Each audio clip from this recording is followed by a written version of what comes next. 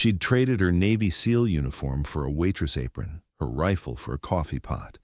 But when the gunmen walked through that door, Samantha Cross knew her war was far from over. What you're about to witness will change everything you think you know about the person serving your morning coffee. Because sometimes, the most dangerous warrior in the room is the one you never see coming. And today, 3 armed men were about to learn that lesson the hard way. But before we reveal how a waitress took down 3 armed assassins in under 15 seconds, let me ask you this. Where in the world are you watching from today? Drop your location in the comments, and if this story gives you chills, hit that subscribe button. Trust me, you'll want to see how this ends. The morning had started like any other at Murphy's Diner on the outskirts of Norfolk, Virginia. Steam rose from the grill where eggs sizzled alongside strips of bacon, and the familiar hum of conversation filled the air between the clink of coffee cups and the scrape of forks against plates. To anyone watching, Sam Cross was just another waitress navigating the morning rush, a 28-year-old woman with tired eyes and coffee-stained fingers, balancing plates with practiced ease while dodging grabby customers and demanding managers. But here's what none of those customers knew, what none of them could have possibly imagined. Those same hands that delicately poured their coffee had once pulled the trigger on some of the world's most dangerous terrorists. Those tired eyes had seen things that would break most people's minds, and that quiet woman asking if they wanted cream or sugar. She was about to become their guardian angel in the most terrifying way possible. Nobody knew that those same hands had once gripped the trigger of a sniper rifle in the mountains of Afghanistan. Nobody suspected that the woman refilling their coffee had spent 3 years eliminating high-value targets for JSOC, Joint Special Operations Command. And nobody could have imagined that the quiet waitress who smiled politely while enduring crude jokes and poor tips was actually Lieutenant Commander Samantha Cross, one of the Navy's most decorated female SEALs. The transformation hadn't been her choice. 6 months earlier, Sam's cover had been blown during a mission in Syria. Her face had appeared on terrorist watch lists, her real identity compromised beyond repair. The Navy had 2 options: retire her permanently or give her a new life. Sam had chosen the latter, trading her trident pin for anonymity, her combat missions for the mundane rhythm of civilian life. But here's the thing about warriors like Sam Cross. You can take them off the battlefield, you can dress them in civilian clothes, you can even make them serve coffee and eggs, but you can never, ever take the warrior out of them. And that morning at Murphy's Diner, 3 men were about to discover exactly what happens when you threaten innocent people in front of someone who's killed for a living. Deep cover didn't mean she'd lost her edge. Every morning as she tied her apron, Sam conducted the same tactical assessment she'd performed in hostile territory. She noted the exits: front door, kitchen back door, emergency window in the restroom.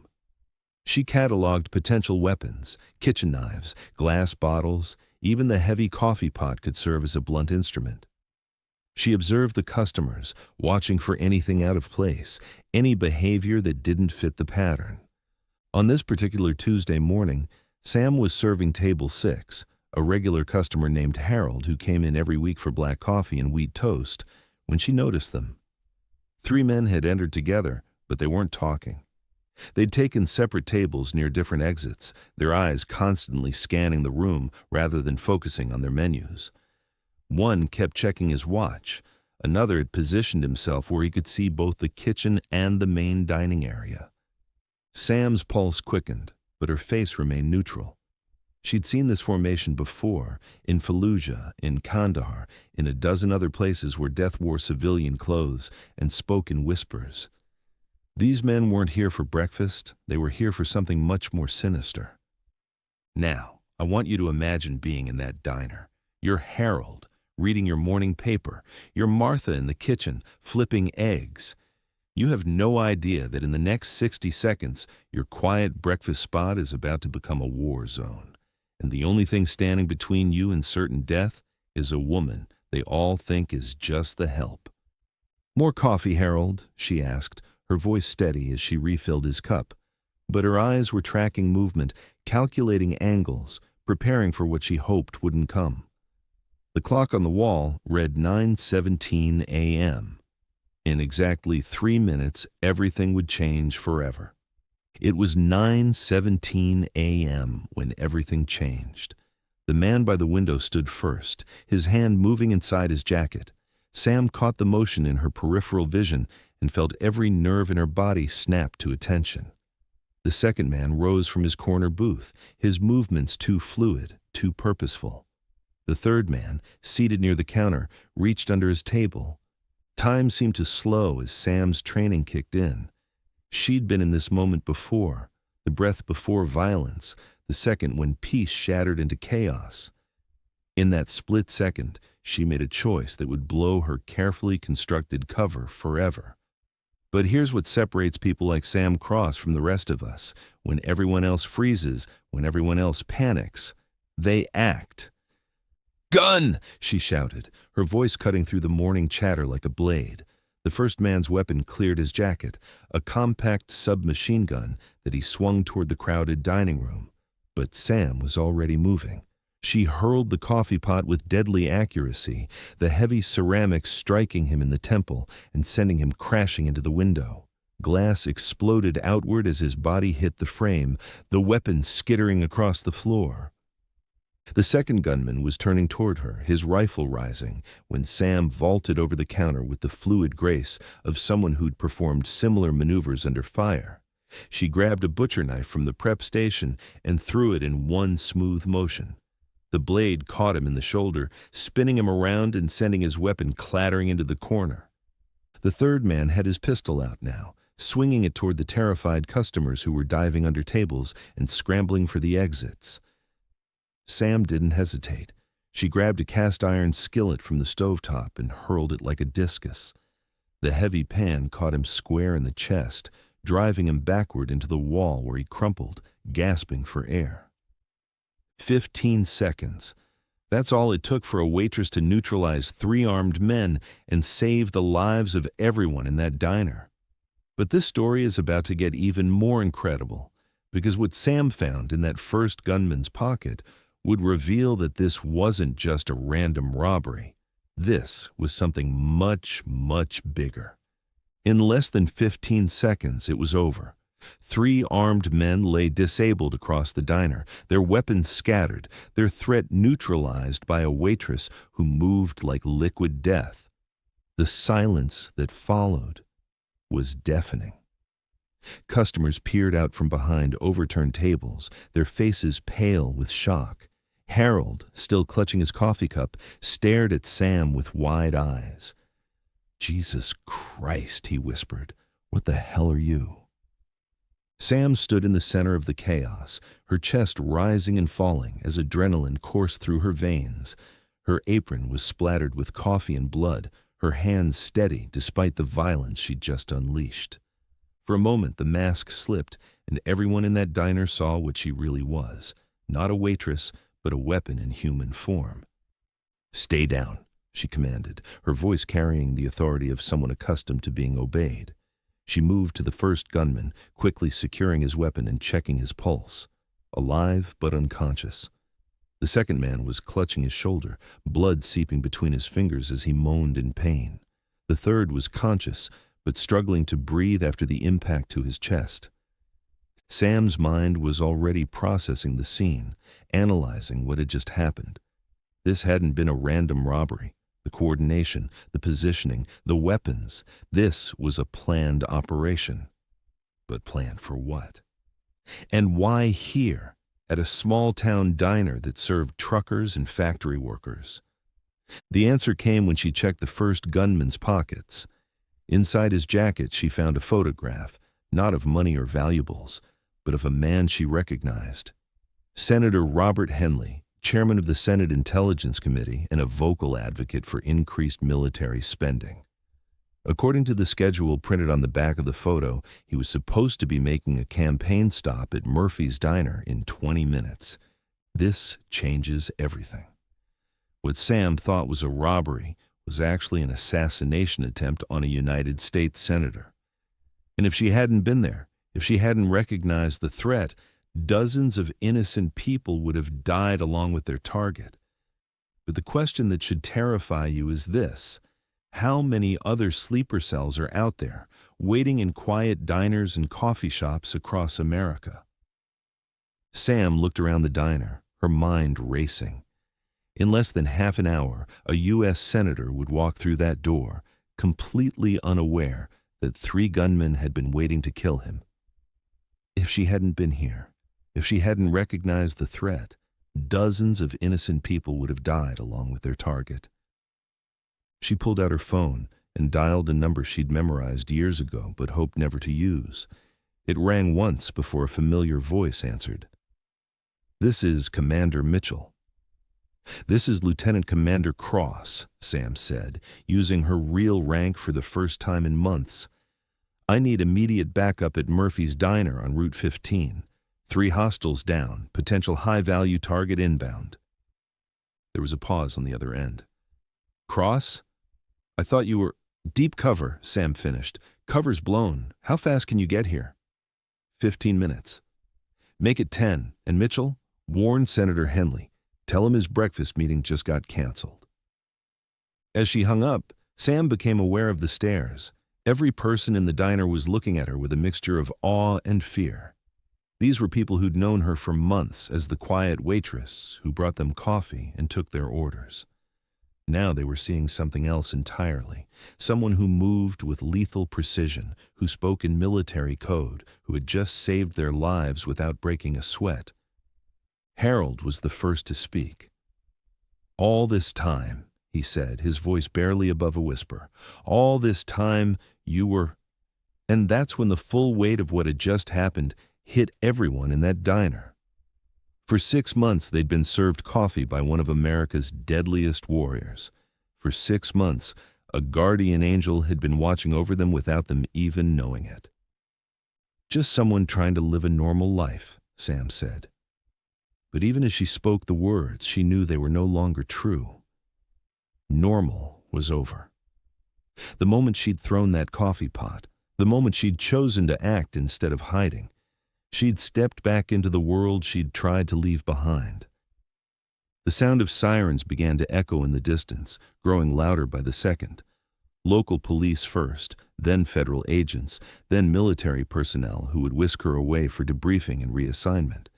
She'd probably never see Murphy's Diner again, never serve another cup of coffee, never pretend to be anything other than what she truly was.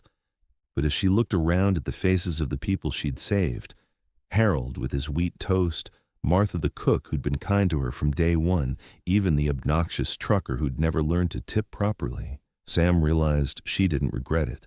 These weren't just civilians in the crossfire, they were Americans whose lives mattered, people with families and dreams and stories of their own.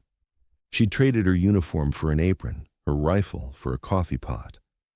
But when it mattered most, when lives hung in the balance, Samantha Cross had remembered who she really was, a guardian, a protector, a warrior who stood between the innocent and those who would do them harm. The first police car pulled into the parking lot, followed quickly by 2 more. Officers poured out with weapons drawn, shouting commands and securing the scene. Sam raised her hands and identified herself, watching as the controlled chaos of law enforcement took over. As they led her outside for questioning, she caught a glimpse of a black SUV pulling up to the diner. Senator Henley's advance team, no doubt, arriving to secure a location that was no longer safe.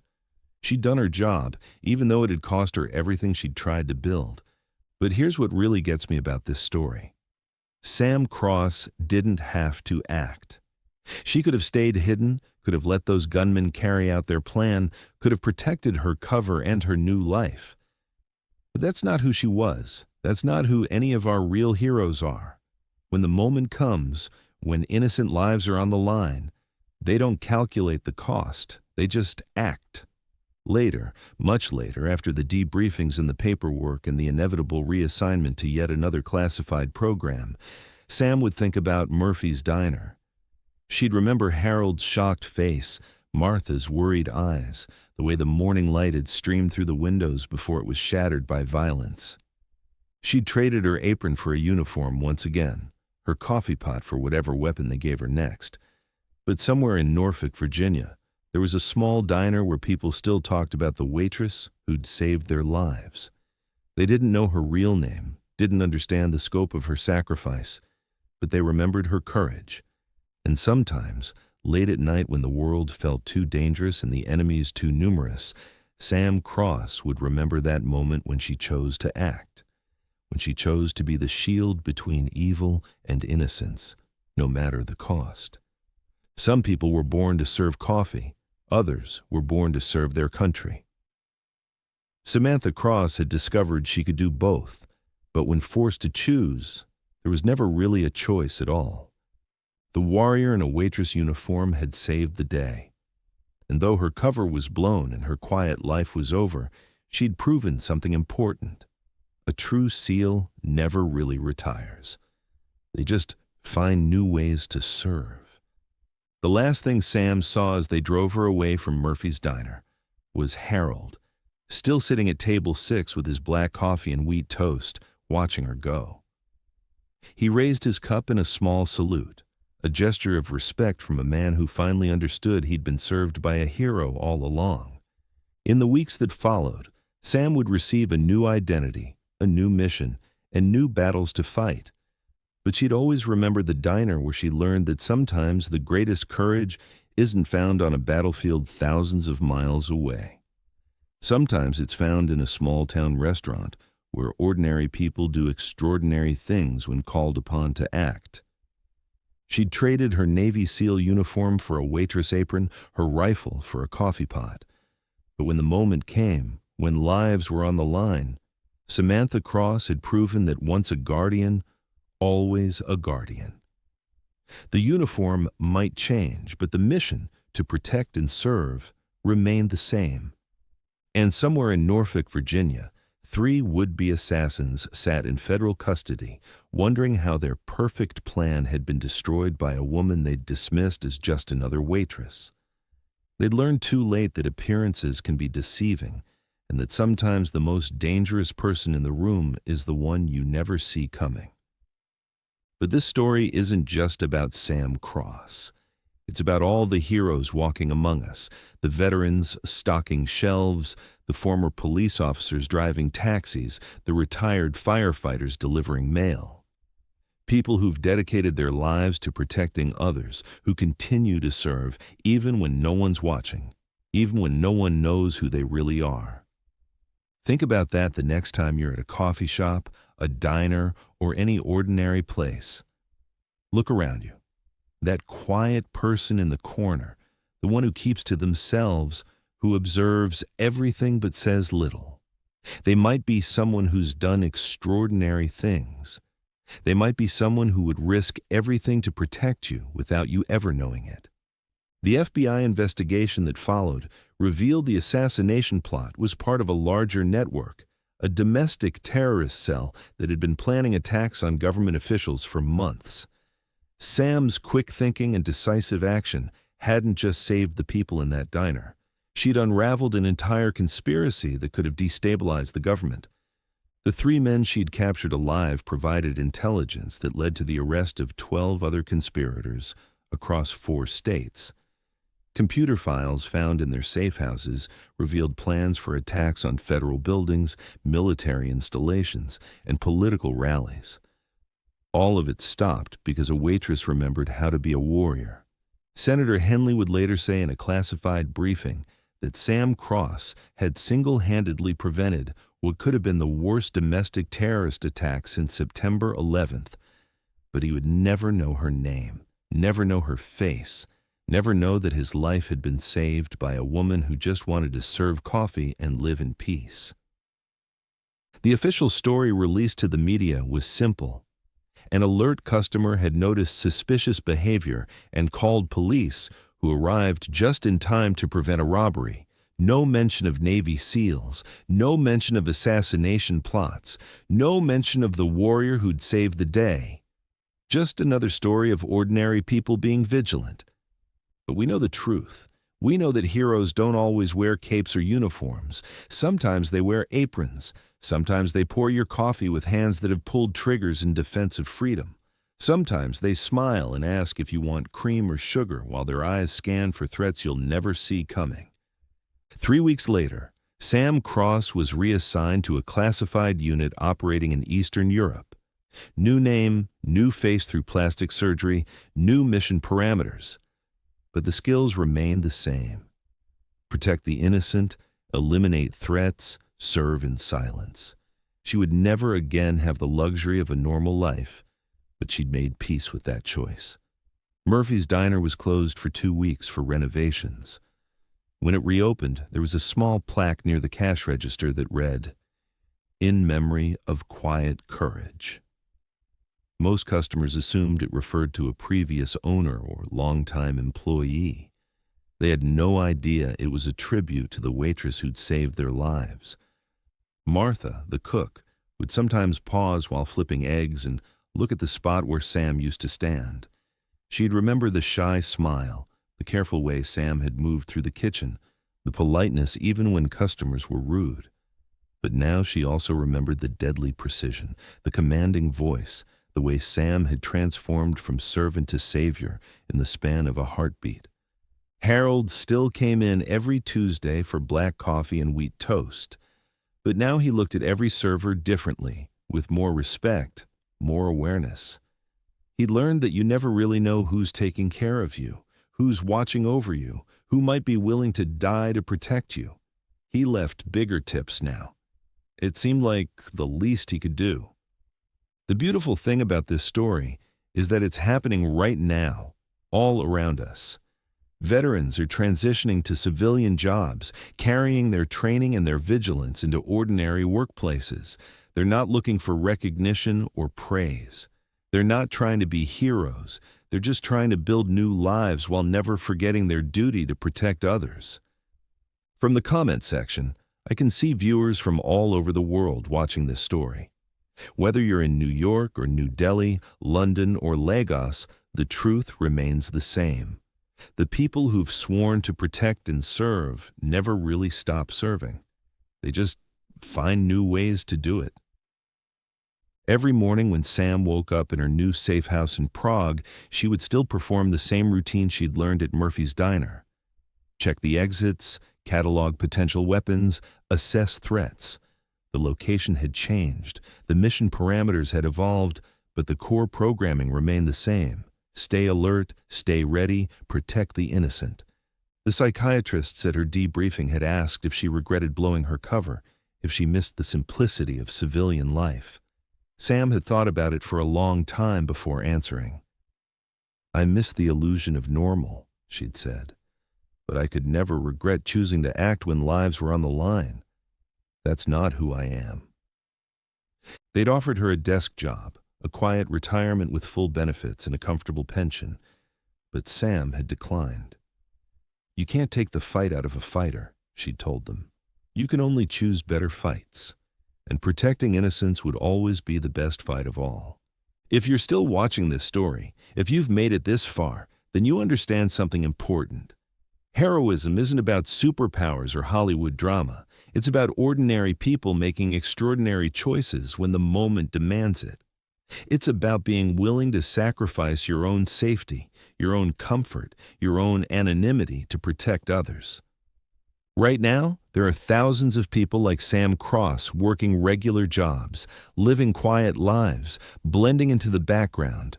Former Special Forces operators teaching elementary school. Ex-CIA agents working as librarians. Retired military pilots driving ambulances, all of them carrying the same code. Protect and serve, no matter what uniform you're wearing. The coffee was getting cold at Murphy's Diner. But the story of Samantha Cross, the Navy SEAL who posed as a waitress, would be told and retold for years to come. A reminder that heroes come in all forms and that courage can be found in the most unexpected places. She'd traded her Navy SEAL uniform for a waitress apron, her rifle for a coffee pot. But when the moment came, when lives hung in the balance, she proved that true warriors never really retire. They just find new ways to serve. And somewhere, in a diner or a coffee shop or a restaurant near you, someone might be watching over you with skills you'll never see and courage you'll never fully understand. The next time someone serves you coffee, the next time someone takes your order or bags your groceries, remember Sam Cross. Remember that the person helping you might be someone who's done extraordinary things, who's sacrificed more than you'll ever know, who continues to serve even when the uniform comes off. If this story moved you, if it changed how you see the world around you, share it with someone who needs to hear it. Subscribe for more stories of quiet courage and hidden heroism. And never forget, the most dangerous person in the room is often the one you never see coming.